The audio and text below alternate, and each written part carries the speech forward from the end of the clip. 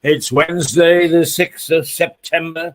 This is the White Hart Hotel, and this is Mirador Television. And the old man is going to take a back seat this morning because we got a brand new presenter, Bethany, who was introduced on Monday. And here she is. She's in control. Hello, Bethany. Hi, good morning, everyone. This morning was a little bit chilly in the morning, but it's meant to go up to 29 degrees today. So remember to wear sun cream and stay safe out of this horrific sun. Yeah, it's great being here. It's great pushing my boundaries and actually getting out. So let's see what's on the news. So, newspaper headlines: Ministers' TB blunder and Blairites are back. The Education Secretary, Gillian Keegan, was arriving in 10 Downing Street for a cabinet meeting on Tuesday.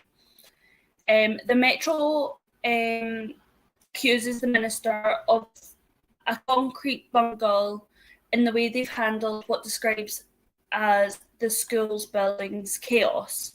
The Daily Mirror has branded the Prime Minister and the Education Secretary, Gillian Keegan, as the class clowns who have left parents furious with the late closures of the schools. Writing in the Times, the head's National Audit Office, Gareth Davis, says that Conservatives have put sticking plaster on risky concrete by failing to invest in the unflashy but essential tasks when maintaining buildings. The Daily Mail believes that Miss Keegan's expletive-laden outbursts during a television interview says it all about what the Tories' chaos is about. The rant has left Miss Keegan fighting for survival, according to the Daily Telegraph, with one Conservative MP telling the paper her conduct was selfish and also shameless. The Financial Times has also stated that the scandal has derailed Rishi Sunak's planned autumn relaunch, leaving him on the back foot ahead of 2 elections in the autumn. There's also many paper covers, a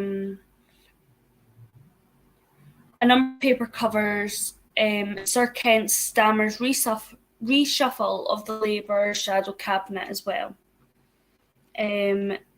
The Independent says he's called up the Blairites as he tries to build a centrist team to sell the party. The Mirror's leader column says that Sir Kent has cracked the whip in a ruthless reshuffle that sets the Labour Party up for a bitter battle with the Conservatives. Now the paper adds that the party needs a vivid and radical and credible policies. There we are. Is I'll just get my own sweet face there, just so that we can chat. Okay, those are the news headlines. I mean, essentially, there are two things. One, they're still on about the educational secretary, but to me, it seems very typical of today is that they are more interested in the fact that she actually started to swear on air than they are as the schools are crumbling. Yeah. I feel like they should definitely focus on the fact that the children's welfare is at stake with the crumbling buildings, and we don't know how many of those buildings, which were built in the 60s, 70s, that are now crumbling. There's so many in Scotland, there's so many in Wales, Ireland, so many over the globe that could be possibly crumbling. And it only takes one accident to make it like, oh yeah, we need to shut down the school. It shouldn't just be one accident. It should be. No, you're absolutely right. And going back to way beyond where perhaps even your mother was only a spark in her mother's eye, father's eye, is there was we. You're right. We tend to learn from disasters, but you're so young. You wouldn't probably even have heard any reference to the Aberfan disaster. No. Right. One of the things that we did in the industrial era, in the early part of the 20th century, the 1920s, well, even earlier than that, is the residue from the coal mines they used to put in slags. So they basically built mountains. And they built one of these mountains with the slag overlooking a school. Yeah. And it was very, very heavy rain, and it undermined the slag. And it went down and it demolished the school and killed dozens and dozens and dozens of children. And it was in a little town called Aberfan. So it's known as the Aberfan disaster. Now, in some ways, it's difficult to sort of make a parallel, but if a school collapsed and buried people under concrete or asbestos or whatever else the material is, it would be very similar to that sort of disaster. I know that's also where Charles went for a visit during his school years, and as much as the Welsh didn't agree to it at the time, he became the Prince of Wales and became the face of it, and he tried to help the situation as much as possible. And I learned that part of the story. Right. So you are aware of the Aberfan disaster? Yeah. Actually, people do tend to forget these things, unfortunately. But there was several anniversaries, I think, this past year. So it was raised into the public conscious again. But I see that we could be leading up to another, and I think for the Tories, for the government, if something like that happened, that would be their death now. Yeah. I don't think that they would at all recover from that for a number of years. Which brings us on to Keir Starmer, because after the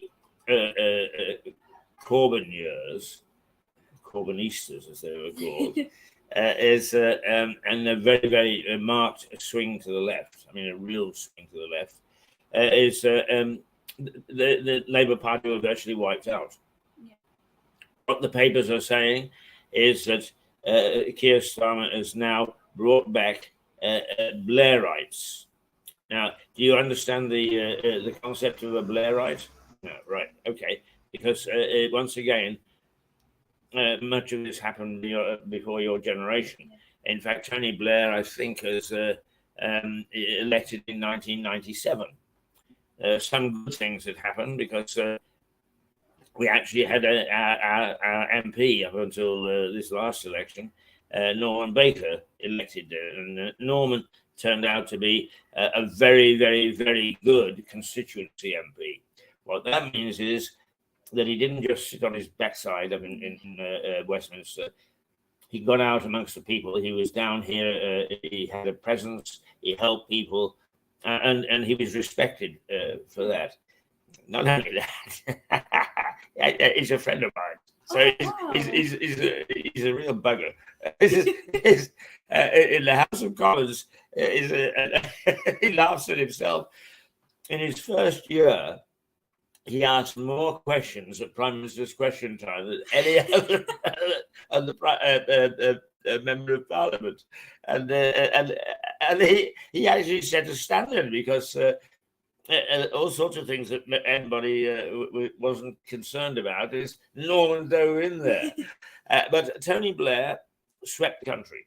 He and he became Prime Minister for 3 terms, which is a long time. But he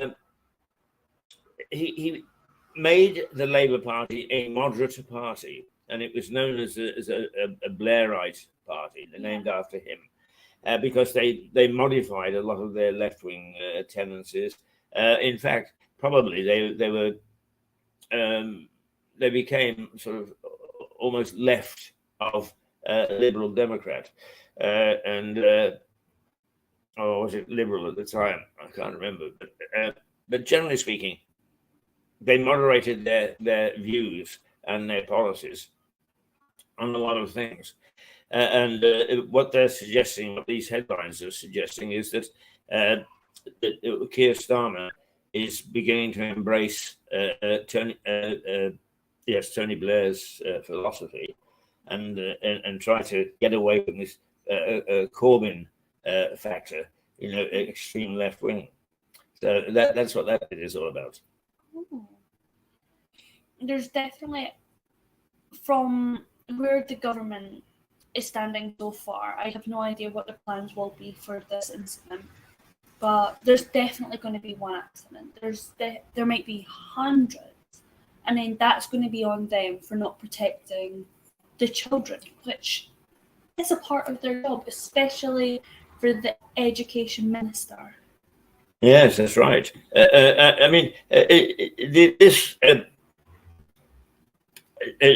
our colleague Stuart Dolby, who is an ex-Financial Times journalist, has a theory, and he said that Boris Johnson didn't want any palace uprisings. In other words, he didn't want anybody to challenge his authority in the cabinet. So what he did was he surrounded himself with a lot of useless people. It shows that when he went, they're now in power. Yes. Now, I'd be very careful about whether that's true or not, but nonetheless, it's a theory, and it could be why. Right now, I mean, the Conservative Party does lurch from disaster to disaster, from crisis to crisis. Right. Well, that's the one headline. What are some of the other headlines? Do you remember?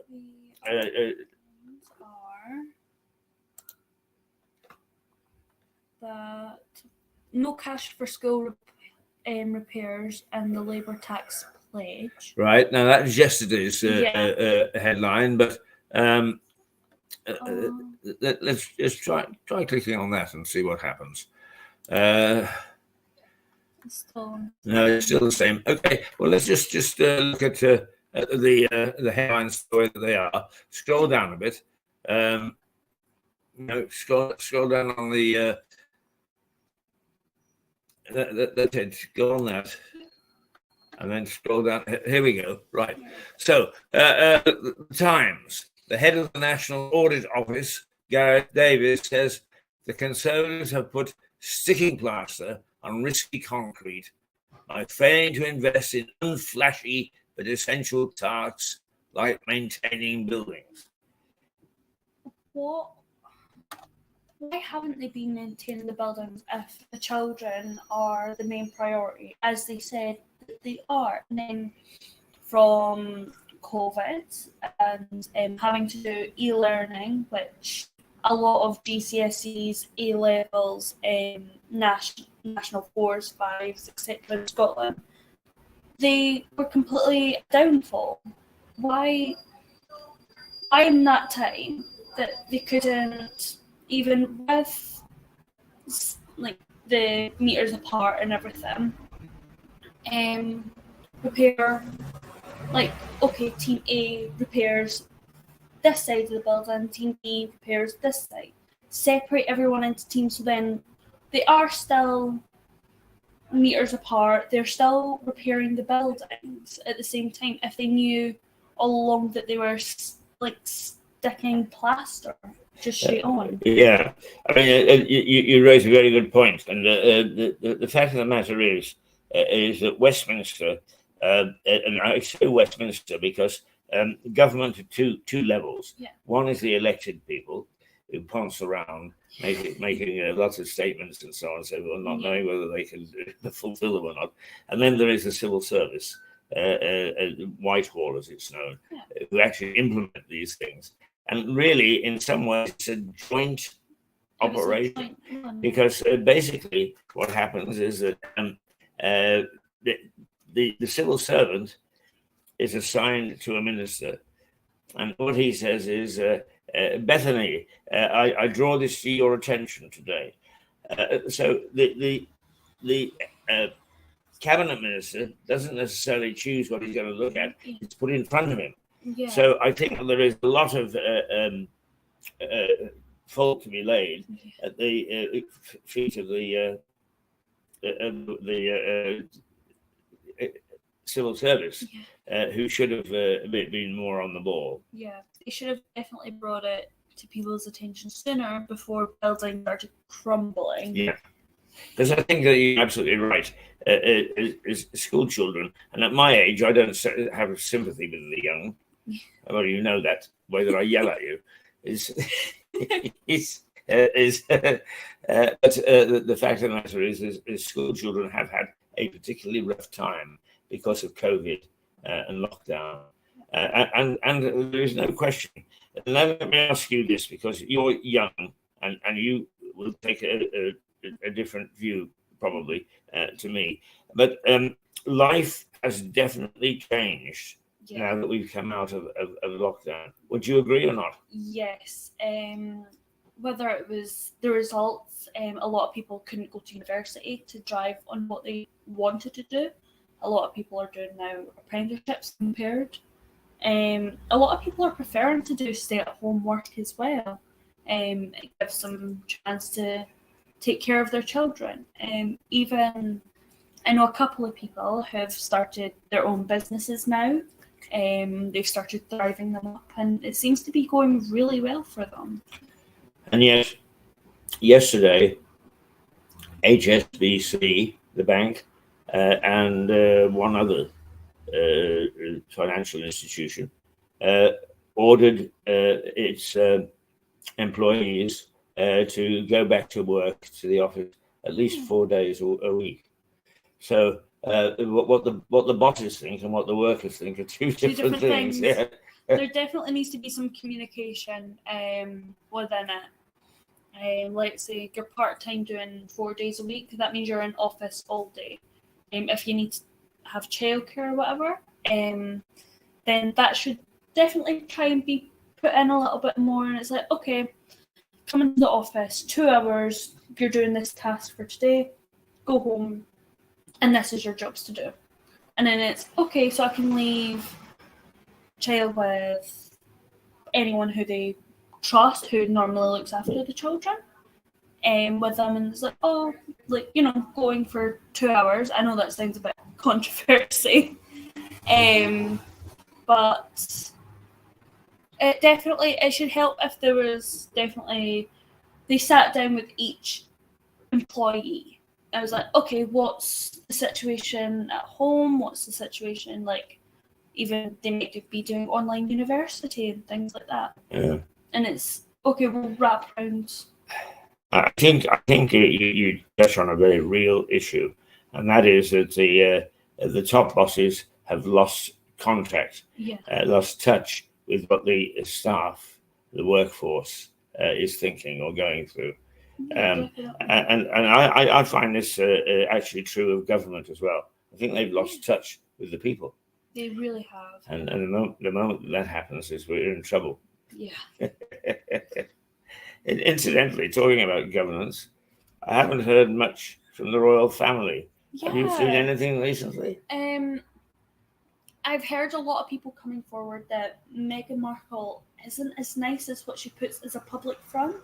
A lot of her co-stars, former directors, and everything, from her series like Suits, has said she acts like a petty princess, and she was demanding things, and if they never got it within 2 minutes, she would start yelling at them and yelling abuse at them, and it was really unfair to so many people.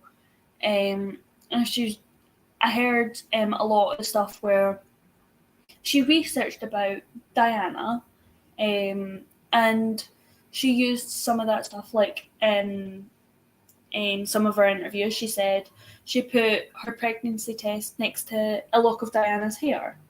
That's definitely, she's trying to show more Diana, like mother, like, so then Harry, I believe, would just stay with her because it's like another bit of his mother's there. But I've also heard that they might be separating. And that's the latest rumor, is it? Yeah. And Meghan wants to keep the children, Lilibet and Archie, and she wants full custody of them. But Harry wants to mend the relationship with his brother that he had, and it was like the troublesome two of those two. It was brilliant. I know Kate didn't like Meghan as well. That was quite interesting. And neither did King Charles and Queen Consort Camilla. They didn't like her either. So it was, and she was really snappy at her late Majesty the Queen as well, which was very that's daring. You don't do that. as much as she's grandmother-in-law. You don't like. You're going against the Queen of England, really. But yeah, she really didn't like them. I think that's why Her Majesty the Queen wore white at Meghan's wedding. That was a statement and a half. She normally wears blue as it's consent, respect. That's Her Majesty's colour is blue. She done it with Kate. She did it with William. She even did it with Princess Charlotte. She's grown up quite a bit. She's definitely took on a lot of royal duties, but she's also got the sassiness of Diana as well. She definitely does. The way she looked at Meghan as well, the way her head's positioned down, but she's looking straight up, exactly like how Diana did as soon as she seen Charles. Like, it was very, very like, this will be. She's definitely got some of Diana's traits, whether she knows it or not. I have to say, I mean, as you get to know me, I mean, you've heard some of the great ideas that we had when we were talking to some of our guests the other day. The trouble is that we don't have any imagination amongst our local town councillors or district councillors, for that matter. And I wanted, first of all, Harry is the Duke of Sussex. Yes. Right? The original Duke of Sussex was appointed by the Prince Regent, his son. What did the Prince Regent do? He drove a coach and four down Keir Street, down the cobbled street. Wow. For a dare. Right? And if in fact he crashed the thing driving down Keir Street and broken his neck, the history of England would have changed. Oh, no. But I had the brilliant idea, still a brilliant idea, that what we should do is we should have the way that they have the Great Newcastle Run and that sort of thing is we should have the Lewis Short Run, and it should just simply be up Keir Street, which is reputed to be one of the steepest, if not the steepest, street in the country. So various people compete to go up. Anyway, I thought this was a brilliant idea, and I thought what we should do is we should get Harry to come and take part, and Duke of Sussex and so on and so forth. So I approached a couple of my people in London who are well rooted in the palace. And I said, how should I go about it? And they said, listen, Meghan wears the trousers. Whatever you do, aim it at her, not at him. Another fact, I know we were talking about getting to know me yesterday. I'm distantly related to now Queen Consort Camilla. She's my cousin. Oh, really? She's obviously now married into the royal family. So I'm partially, very loosely cousins with Prince Harry, which is very, No idea. Well, You got such elevated company here. This I have to be very careful. Yeah.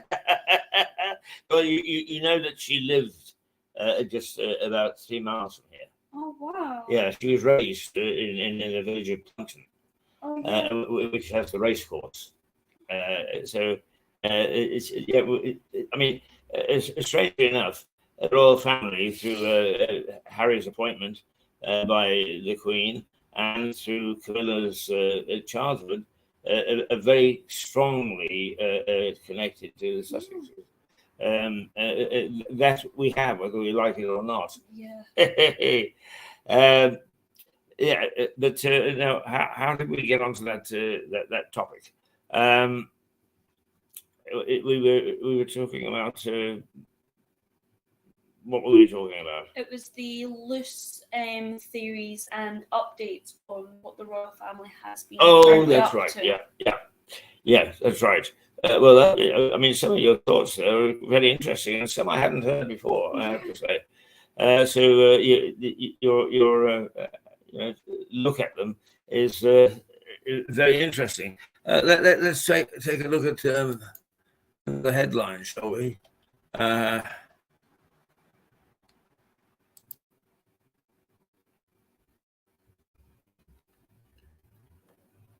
Of course, this is going to play up.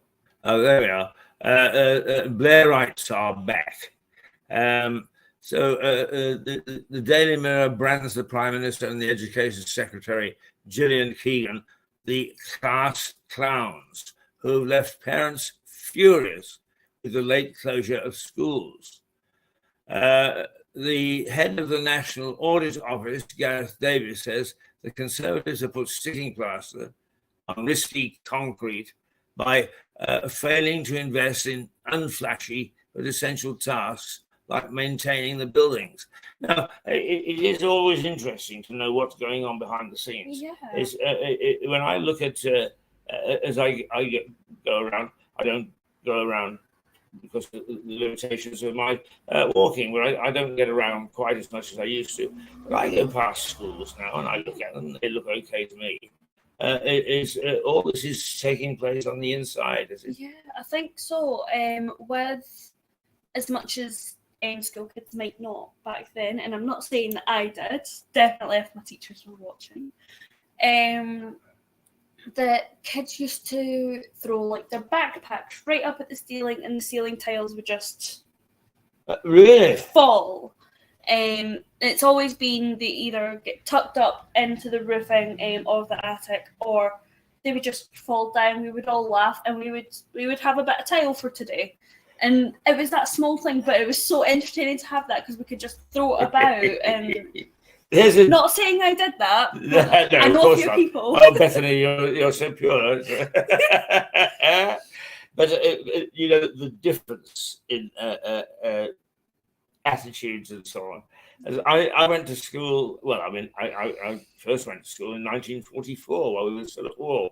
But I went to grammar school in 1951, and if we had done something like that, is the first thing that would have happened would have been carted off to the headmaster's study, and he kept the soles of running shoes, right, held together by an elastic belt.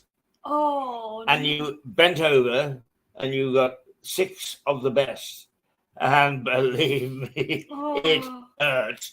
It hurt. My You're not allowed to do that anymore. Yeah, my granddad got that quite a few times. I remember him telling me and how he did it. So he would have his hands like that in Scotland, and they would just get their belt and do it. And it's my granddad, my papa. He got it more times than my granddad. My gran was. I would keep calling her a goody two shoes, but she was brought up with both military parents. My great grandmother, my wee gran, love her to bits. She was in the Reeves. She was a part of the Royal Navy, and my great granddad John, he was a part of the RAF, being a pilot engineer. So I don't know whether I got my brains from that or the scary look. But if my great grand said you do something, you do it, and you ask her how high you need to jump. She's not. She might be a little cute old. Don't tell her I said that. Woman, but she's got the power of a young adult. Yeah. You ask her how high. Yeah, well, there's no question that the issue of corporal punishment is far less of an issue today. Yeah. Most people just don't believe in it. Yeah. Having said that, it is interesting, the argument about corporal punishment and capital punishment. Yeah. And people say, well, hanging people doesn't work. It doesn't act as a deterrent. But in our time, not my time, not yours, until 1959, in Northern Ireland, where there was a lot of violence, is in the entire period from the turn of the century to 1959, how many people were hanged? Probably hundreds. I know that a lot, like county jail time and prison sentences, aren't really working. I know that a famous YouTube family called 8 Passengers, their mother has been recently arrested for child abuse and child neglect on a severity. She tied her children's arms with rope and their feet, then it was duct taped. Then they were severely malnourished. She said this in videos as well, it was horrific. She would take away food privileges. Her 3-year-old daughter had to get herself up for kindergarten. 3-year-olds can't do that. 3-year-olds can't remember to pack a lunch because they don't understand it. She took doors off, beds away. She took every piece of their children's belongings away and never got them back for, I know her oldest son, or one of her eldest sons, Chad, he had to sleep on a beanbag for 8 months until he got his bed back because he forgot a lunch. Oh, yeah. Well, now, you see, here's the difference in view, because what I would do is I would have thrown her into the crypt and thrown away the key. Yeah. Now, let me answer the question that I asked you about hangings in Northern Ireland. And your immediate response was, oh, in that area there must have been hundreds, yes. One. What? One. Wow. Because the deterrent was such that people only went so far in breaking the law. Yeah. Because having your neck strung is terrifying. Yeah, yes. Actually, look at that building across the road. Viewers, Bethany is at the moment looking at the courthouse in Lewis, which is a very imposing building, and it's a Crown Court, which means that it dispenses justice at the very top of the scale, if you like. And in 1948, I think it was, there was a famous case and I'm trying to remember the chap's name. And everybody knows it except me, because these are the things that I forget at the beginning of the day. But he was known as the acid bath murderer. And what he did was he would woo ladies who had recently been widowed, and he would steal their fortunes, and then he would murder them, and he would put them into a bath of acid on the basis that no body, no crime, right? And now a police lady, mind you, very cleverly discovered a gallstone. The acid didn't dissolve the gallstone. And he was tried over the road, and the jury took 14 minutes to find him guilty. Wow. And off he went, and he was hanged. Wow. Yeah. So you're looking at a place where there are a number of people who were sentenced to death and were taken out through the back door and never came back. I also know that Ronnie and Reggie Cree, if you don't know who they are, the biggest, biggest gangsters in London, right. They were tried in Lewis Court as well. Reggie was put into Lewis prison. That's right. And Ronnie was put in prison, or a psychiatric ward and prison in London. Reggie passed away in Lewis prison, but they walked down, there's a little short alleyway called Pope's Passage. Yeah, they walked right down there and everything, and that was one of their last steps of freedom, was in Lewis, and it's very interesting. And then evocative, isn't it? Yeah, it's very I do recommend watching the movie Legend. It's amazing. But it's very interesting on how there's so much history, so many footsteps that hasn't been told. I found out through my partner about that fact, and I absolutely adored that he knew that, and it was just amazing to think that they were there. That's where they were tried. It's so interesting to think how many others has actually been tried there. How many people have been locked up there and down at the prison cells. But way past that note, because I know exactly who's watching right now. And I'm going to embarrass her a little bit. My mum, I'm not going to say her full name, she has been sober for over a month now. So she's watching for the first time, so I had to embarrass her a little bit. But good for mum. Yeah. She does it to me, I'll do it right back. We got to fight on Mirador. Fight. But she's always said to me how proud she is of me, and with a lot of foster kids, as I've probably said before, they're known for possibly relapsing, going into prison. So many stories, same with people who have got an addiction and everything. So I'm glad that that's her texting me now, telling me off. I'm glad she's not one of those. I'm very, very proud to say that she has bit that, bit the bullet? That stereotype. Yeah. She's bit that percentage. She's not there anymore. Well done, Mum. Well done. That's her runaway. Okay. Right. Well, now is you see where on Mirador we never know where things are going to lead, and there are things that let's see.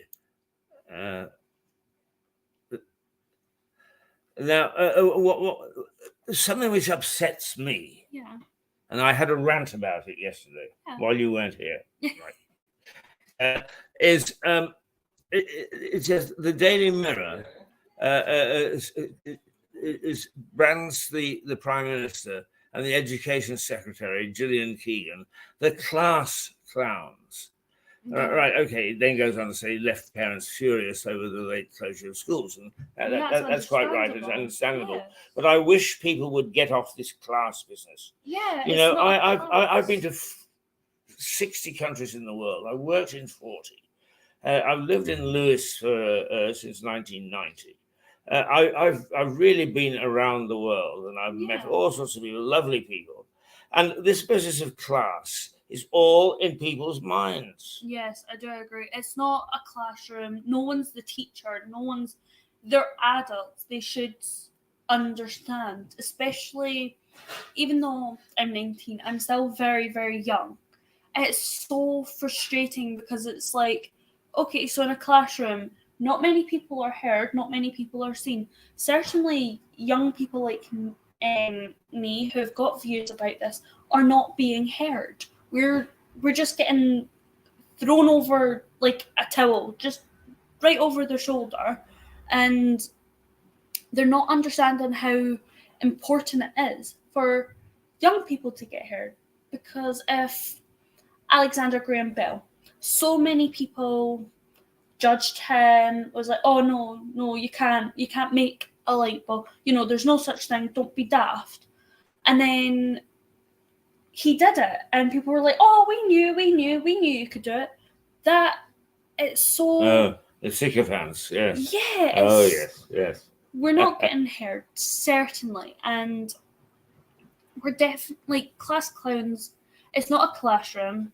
They're adults. They're meant to be speaking about important fixtures. It's not break time, lunchtime. Let's go outside and play. But I think actually what he was referring to was being toffs or not toffs. I'm not going to talk about myself. But let me put it this way: I mix regularly with the great and the good, and I don't consider myself to be a toff. I don't consider myself to be any particular class system, and I've got some lovely people who do nothing more than sit and, well, in some instances, put out their cap to get a tuppence in it. I think that this whole idea is basically, and I'm dead set against this at a local level, is there should be no politics.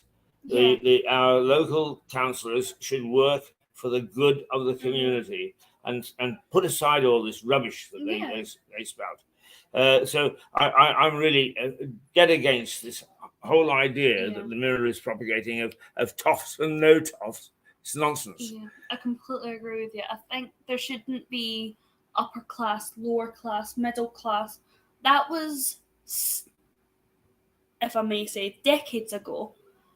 Like, it's now 2023, almost 2024 in a few months.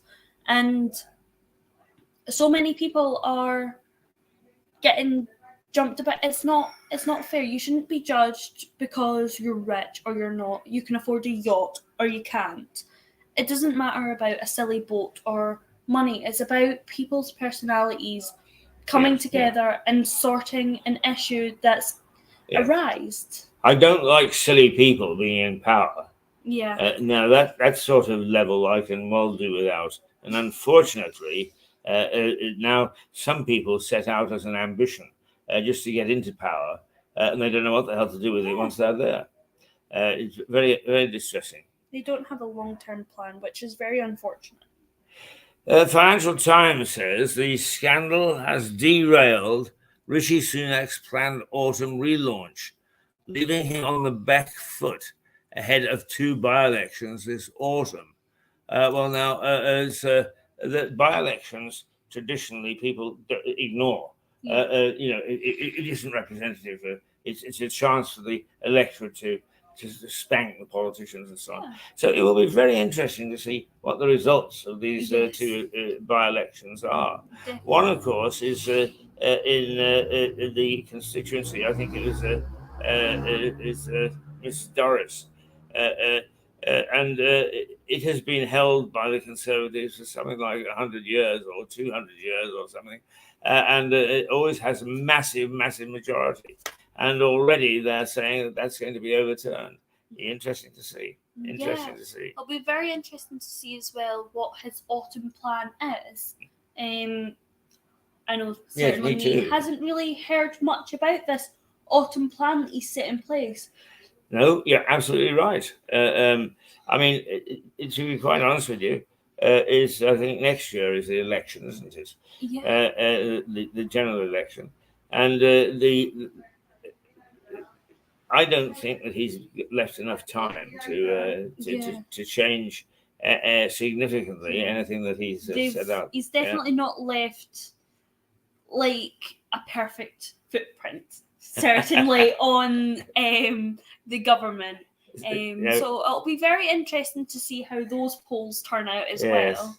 I would love to have been able to look into the future because I thought that the MPs, the Conservative backbenchers, behaved in a disgustingly selfish and spiteful way in treating Boris, and what I have always dismissed as an issue over a half bottle of champagne and a Christmas pudding.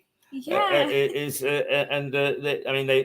ended his career, at least for the moment, and nothing good has come of it. Yeah, definitely. It'll be interesting to see if another party comes into play. It'll be very interesting to see how they can pick up the pieces and what their visuals are. I know the Labour Party is going full steam ahead with this for the general election next year. It'll be very interesting to hear what then their plans are and how they're going to actually subside all this. Yes, that's right. Well, I mean, they like everybody else, like every political party, set a manifesto. Already they twisted and turned their own manifesto, just the same as the Conservatives have. I personally, I'm dreadful. I've been very polite because I've got you here. But normally each morning I start out by saying 650 members of Parliament in Westminster, and I wouldn't give you tuppence for any of them. Yeah, honestly. I think a lot of people would agree. Let's just take a breather, shall we? I think this is it. No, it's not. Is it that one? That's the one. Here's our own version of the Potter's Wheel.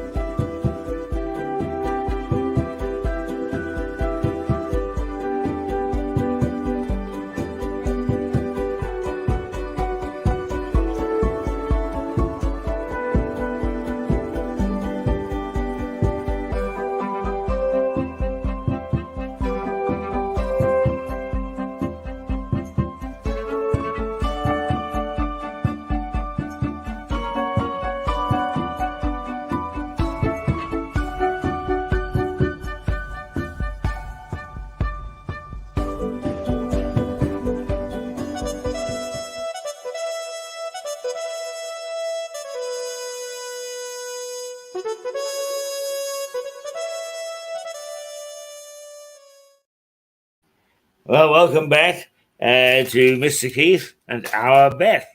And she's holding her own very well this morning. It is now 8:49. So we're into the last 10 minutes before we take a little break and decide what the hell we're going to do in our next hour. And at the moment, it is 20 degrees and it's sunny and it's warm. And do be careful, just the same as we caution you when you go out and it's been raining, go out when it's been sunny, because it can create all sorts of problems, overheating, just like the old car chugging up the hill. suddenly the radiator goes away and you get a shoot of steam belting into the air. Well, that can happen to you, my friend. Oh, yes, it can. Okay, let's continue with the newspaper headlines. The Financial Times says the scandal has derailed Rishi Sunak's planned autumn relaunch, leaving on the back foot ahead of 2 by-elections this autumn. Well, we just made reference to that, but you're quite right. I don't know what his planned relaunch plan was. I think partly because this Parliament has been so full of scandal. Yes. That's what the papers and the citizenry have focused on. We haven't a clue what people are suggesting as policies or what they're going to do to help the considerable problems that we've got. I mean, I've totally lost track of where we stand on the price of gas and electricity. Do you know? I'm not too sure about electricity and gas. It's definitely rose a substantial amount. A lot of people who are renting can't afford it. They're having to choose between foods, gas, electricity again. They're definitely not making it any easier. And I know that petrol and diesel is becoming so expensive. A lot of people can't afford electric cars. But there is a rumour going about that the government is going to put up these kind of cameras that can tell if you've got an old car or not. By old, we're meaning 2014 backwards. And they're going to charge you £20 each time you're driving on the motorway with that car. Just when the camera catches you, that's £20 gone. Which doesn't, I mean, where's that going to go? And like, why? Because a lot of people can't afford a new Mercedes-Benz or a Tesla or even a Mini Cooper. Mini Coopers are going crazy right now. But it's becoming quite ridiculous at this point. If they are going to do this, that's going to cause a massive uproar in the community, and there might be a lot of young people are talking. There might be a public uprising towards the government, so they might, like the Hunger Games, full on uprise against who's in power. So that'll be interesting. Yes. Can I just once again go back in time? First of all, I'm a model train nut. I collect them, but I also, in my apartment, have got on a coffee table a little N gauge, which is the very tiny ones, which I am slowly building back up, because when I moved, I had to take it down and so on. So building back up. But I took delivery off eBay the other day. Is a tiny little model Austin 7. Now, an Austin 7 was it was built in 1937, and it was a tiny little car, and you could have any choice of color as long as it was black. But this little model took me back to, that was my first car, given to me by my grandfather, and it was old. I mean, I got it in 1951. Now, on the roads then, we used to take the cricket team in it, with people sticking out of the roof, out of the windows, and so on and so forth. And when you saw a halt sign, you started to pump the brake in the hope that you would stop before you got to the speedometer went like that. Oh, no. In other words, totally, by today's standards, completely unsafe to drive. And we had a marvelous time with it. We drove all over the country. and certainly delivered the cricket team in this tiny little car. And today, I mean, I do understand why. I'm not being critical. I'm just making the comparison to how, in my very early days of driving, is what I could do and what you can't do today. And with the complete obsession with safety for this and safety for that, and health and safety and so on and so forth, it's like any grandmother will tell you, I don't understand why we have this obsession with cleanliness of children, because when I was a child, I used to eat dirt. when we were younger, early 2000s as well, it was all about buttercups under the chin, and it was like you would just, if you found it's like one of those like ones where you wish on it and you blow and all the seeds come off. Poppy seeds. Yeah, and like if dandelion. If someone was talking, you would just shove it in their mouth and like they would be spitting it. It's like you can't do that nowadays. That would be yeah, I know. I think that we've become far too overprotective, to be quite honest with you. Some of these things didn't do any harm, and certainly didn't decrease the population if they were busy killing children. It's I totally agree with you. And what I'm finding interesting, Bethany, is your take on various things, because to be quite honest with you, you and I aren't too far apart on some things. And whereas they talk about the great divide between generations, is on some things not so great a divide. I suppose really is to me it would be not being able to get a glass of wine on a bus. A lot of things as well, I believe sometimes even the younger generation's opinions come from how they were raised.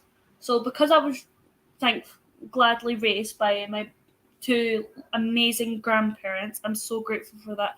I definitely could understand a lot more easier what the mindset was like. Even then with sometimes I have my own, but a lot of people are just following what their favourite YouTubers think, their favourite TikTokers. Oh, this TikToker's climb scaffolding. Oh, why can't we do that? Why can't we do that? Oh, they got arrested for that. That's terrible. They were just having a bit of fun. There's definitely some elements where a lot of opinions, it's just being followed by a whole load of controversy, and people don't have sometimes their own mindset to create opinions of their own, because they don't know really who they are, because they're just following everyone else's lives. Yeah. Even with let's say the Kardashians. I adore the Kardashians. I love their series. They've done really well as a family for themselves. Yes. I think they've definitely made it for generations on to come. But people with, like when Kylie Jenner first got lip injections, she said no, she didn't. It was this lip kit that just came out. Everyone believed it. Everyone got it if they could afford it. But then when she did turn around and it was like, oh yeah, I got lip injections, I got my nose done, I got this done, I got that done. Everyone was getting it done, and people are still getting it done to this day.